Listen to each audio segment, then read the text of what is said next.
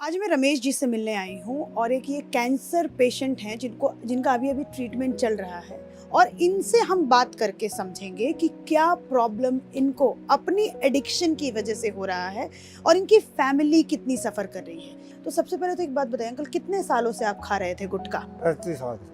35 साल से। तो सबसे पहले इरिटेशन क्या हुआ आपको?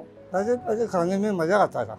अच्छा, एक खाता था, दो खाता था, 50 रुपये खा जाता था महीने में। 50 गुटके। फिर सोता आता था, उसका मुंह नहीं बचा था। हम्म, मेरे को ये होता मुंह भरना, मुंह भरना है आपको। दो खा जाता था एक बार। एक बार में दो गुटके खाते थे? अच्छा।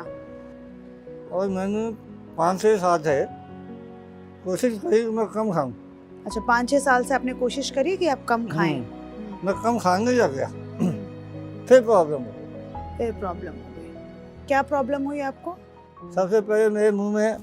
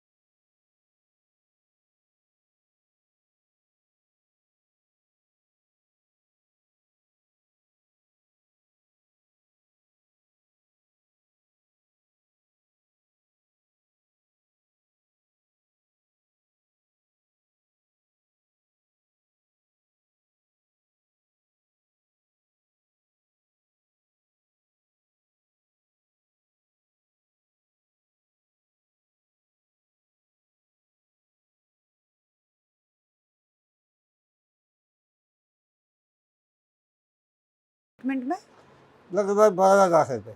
12 लाख रुपए। अगर उस वक्त कोई अवेयरनेस होती और अगर कोई आपको बताता कि आपको ये करने से ये होने वाला है, आप जिस कंडीशन में आज हैं उस कंडीशन में आप आने वाले हैं, तो क्या कभी आप गुटके को हाथ लगाते? प्रॉब्लम बहुत आती है। जैसे मुंह सिल जाता है, अंदर से मुंह सिल जाता है, मुंह सिल जाता है, रोटी नहीं खाई जाती, रोटी नहीं खाई जाती, उसी टाइम छोड़ दो गुटखा, उसी टाइम छोड़ दो। उसी टाइम गुटखा छोड़ देना चाहिए जब आपका मुंह टाइट होने लगता है, तभी। कैसे सीखा था अंकल आपने? मेरा सीमेंट का काम था। मैंने रात को जागना होता था, रात नहीं करती थी। रात भर आपको जागना होता था? हाँ। उसके लिए मुंह में जाते हो, नींद ना आए। नींद ना आए इस वजह से आप ये खाते थे? वो लत पड़ी। और फिर उसके बाद लत पड़ गई। काम पे भी कोई असर आया है आपका इसकी वजह से? काम बंद हो गया मैम। बंद हो गया? काम तो 7-8 महीने से ये काम कहाँ कर रहे, घर में ही वही जो प्रॉब्लम में है, तो किसी से बोलना चालना भी तो नहीं हो सकता। अगर आपको एक मौका मिले अपने जीवन में कुछ बदलने का, पीछे जा करके, तो क्या बदलना चाहेंगे? मैं यही करूँगा मैम, गुटखा नहीं खाऊंगा, ऐसा कोई काम नहीं करूँगा जिससे कैंसर हो। फिर मेरे आस में पहले भी सोचना है मैंने। ये आप हो? ये बिल्कुल आप नहीं पहचान में आ रहे हो कि ये आप हो। ये इनकी फोटो है 8 महीने पहले की। कोई बात नहीं आंटी। मेरी तो आंखें तरस गई इनको देखने के लिए। कोई बात कब ऐसे होंगे वो वही पहले की तरह। जब रमेश जी से भी उनकी पत्नी ने गुटखा को लेकर सावधान होने को कहा, तो रमेश जी का भी यही कहना था कि मुझे इससे कुछ नहीं होगा। ऐसे बहुत सारे लोग हैं जो गुटखा या सिगरेट का सेवन करते हैं तो उनको लगता है कि उनको कुछ नहीं होगा। लेकिन आज मैं आप लोगों के सामने एक नंबर बताना चाहती हूँ। हर 23 सेकेंड में एक मौत, हर 24 घंटे में 4000 मौत और लगभग 1 साल में 13.5 लाख मौतें जो हैं वो सिर्फ और सिर्फ टोबैको यूज करने से होता है, तंबाकू यूज करने से होता है। क्या मिस करती हैं सबसे ज़्यादा?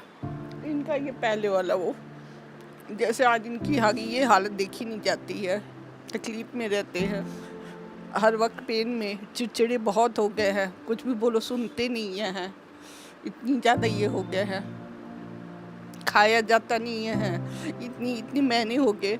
इनको खाने का भी बड़ा बहुत ज़्यादा शौक था। मैं भी इनकी सोचती थी कि हाँ तरह तरह के बना के, अब देखते हैं तो तकलीफ होता, अब अपने खुद को भी खाने का मन नहीं करता है, बस ये हाँ ठीक है पेट भरना है।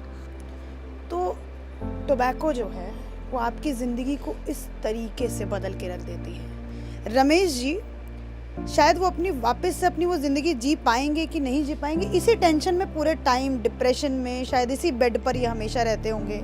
इनकी फैमिली को इतना सफ़र करना पड़ा केवल मात्र इसलिए क्योंकि इनको रात भर जागना था, क्योंकि इनका सीमेंट का काम था।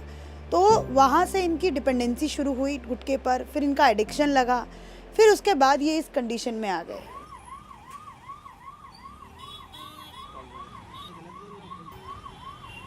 Thank you so much sir कि आप मेरे चैनल पर आए और इस टॉपिक पर बात करने के लिए आप अग्री हुए। तो ये डॉक्टर दीप शंकर पुरुथी हैं, रेडिएशन ऑन्कोलॉजिस्ट हैं और पिछले 10 साल से ये इस काम को कर रहे हैं। सबसे पहले तो मैं ये समझना चाहूँगी, ये जो गुटखा, तंबाकू, टोबैको का जो ये एडिक्शन होता है, सबसे पहले तो शुरू क्यों होता है और ये कितना गंभीर और कितना ज़्यादा आप कहें तो हार्मफुल है ह्यूमन बॉडी के लिए? Tobacco single most common preventable cause of cancer and बहुत सारी डिजीजेस हैं, एंड ये इंडिया की प्रॉब्लम नहीं है, ये दुनिया भर की प्रॉब्लम है। ये शुरू कैसे होता है? तंबाकू के अंदर कई सारे केमिकल्स होते हैं, कुछ कार्सिनोजेनिक होते हैं और कुछ एडिक्शन कॉज करते हैं। एडिक्शन कॉज करने वाले केमिकल का नाम है निकोटीन। अब एक नौजवान है, 15-16 साल का लड़का है, उसने पीयर प्रेशर में आके या उसके दोस्तों ने उसको कहा कि आप सिगरेट पियो या तंबाकू खाओ, उसने खा ली। अब होता क्या है कि उसमें निकोटीन है। निकोटीन से क्या होता है, बॉडी में जो हमारा हार्मोन है डोपामीन, वो चेंज हो जाता है, वो बढ़ जाता है। तो एक प्लेजर की फीलिंग आती है, थोड़ी देर के लिए रिलीफ मिलता है, जैसे स्ट्रेस रिलीफ हो गया। उसने अगले दिन किया, उसको अच्छा लगा, उसने बार बार किया, दोस्तों के साथ आदत बन गई। अब क्या होगा, उस डोपामीन लेवल को बराबर करने के लिए उसको बार बार इसको लेना पड़ेगा। ये एक फिजिकल डिपेंडेंस हो जाती है और साइकोलॉजिकल डिपेंडेंस हो जाती है। और इसके बाद अब एक बार ये लत लग गई तो फिर कहानी खराब हो जाती है। तो आपने कौन कौन से ऐसे क्या क्या केसेस देखे हैं जो मतलब देख करके आपको लगा कि ये तो नहीं होना चाहिए था, इस तरीके का मतलब केस कैसे हो सकता है? एक 18 साल का लड़का आया और उसके गाल में एक बहुत बड़ी गांठ थी। तो मैंने उससे पूछा कि आपकी कोई आदत है? तो उसने कहा हाँ सर, मैं गुटखा खाता हूँ। मैंने कहा कब से खा रहे हो? कहता 3 साल से खा रहा हूँ। तो अब ये सोचिए कि एक 18 साल का लड़का जिसने 3 साल से गुटखा खा रहा है, वो इतनी बड़ी गांठ लेके आया अपने गाल में जिसका सर्जरी हो ही नहीं सकती। तो ये केस मेरे को हमेशा तक याद रहा है। मेरा क्वेश्चन ये था कि जैसे लोअर मिडिल क्लास फैमिलीज़ की मैं बात कर रही हूँ, जो लोग गुटखा खाते हैं, रेगुलर बेसिस पे गुटखा खाते हैं, तो मैंने कहीं ये पढ़ा और सुना कि वो लोग जो हैं वो कैंसर के उस स्टेज पे जाके हॉस्पिटल पहुँचते हैं जहाँ पे कैंसर को क्योर ही नहीं किया जा सकता है। इज़ दिस ट्रू और क्या? देखिए, एक तौर तक ये सच बात है, क्योंकि उनको पता ही नहीं है, उनके पास अवेयरनेस ही नहीं है कि तंबाकू से ये प्रॉब्लम्स हो भी सकती हैं। उनका सेवन चलता रह रहा है क्योंकि बॉडी डिपेंड कर चुकी है। एक छाला बन गया जो ठीक नहीं हो रहा, आवाज़ में परिवर्तन आ गया तो कोई फ़र्क नहीं पड़ा, निगलने में दिक्कत है तो लोकल डॉक्टर से दवाई ले ली।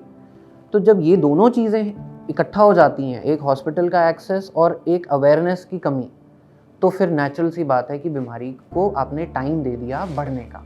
जब मैं डॉक्टर दीप से बात कर रही थी, सरगंगाराम हॉस्पिटल के जो डॉक्टर हैं, जो कैंसर स्पेशलिस्ट डॉक्टर हैं, जब उनसे बात कर रही थी तो उन्होंने मुझे बताया, मैंने उनसे पूछा कि डॉक्टर ये कैसे लोगों की लत कैसे छूट सकती है, क्योंकि अगर कोई 10 साल से गुटखा खा रहा है, कोई 20 साल से गुटखा खा रहा है और उसको गुटखा छोड़ना भी ज़रूरी है, क्योंकि मैंने रमेश जी का केस देखा, तो उन्होंने मुझे बताया कि ये जो निकोटिन गम्स हैं ये कुछ हद तक आपकी हेल्प कर सकते हैं। ये एक तौर से हेल्पफुल होते हैं डी एडिक्शन में, क्योंकि आपको एक डोपामीन का लेवल मेंटेन रखना है, एकदम से तो कट नहीं हो सकता, जैसे मैंने आपको बताया, तो वो लेवल मेंटेन करना पड़ता है और आपको कार्सिनोजेंस को दूर करना है पहली चीज़। That cancer causing agent. हाँ, कैंसर कॉजिंग एजेंट्स। तो जब आप निकोटीन के गम्स यूज़ करते हैं तो बॉडी में एक तौर से एक लेवल मेंटेन रहता है स्टार्टिंग में, फिर उसको धीरे धीरे कम करा जाता है। जैसे कोई भी एडिक्शन को कम करने के लिए एकदम नहीं छोड़ा जाता।